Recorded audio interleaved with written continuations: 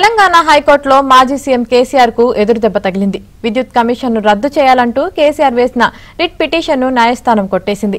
కేసీఆర్ ప్రభుత్వ హయాంలో జరిగిన విద్యుత్ కొనుగోలు అవకతవకలపై కాంగ్రెస్ ప్రభుత్వం ఏర్పాటు చేసిన నరసింహారెడ్డి కమిషన్ పై కేసీఆర్ హైకోర్టులో సవాల్ చేశారు.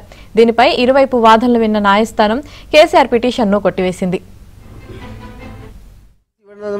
మాత్రాన వాళ్ళు ఏదో మాట్లాడిరని ఒక ఆరోపణలు చేస్తూ కోర్టుకు వచ్చారు. నోటీస్ అనేది ఇంతకుముందు కూడా గతంలో కూడా విజయభాస్కర్ రెడ్డి గారు గవర్నమెంట్ ఉన్నప్పుడు ఛాలెంజ్ చేశారు.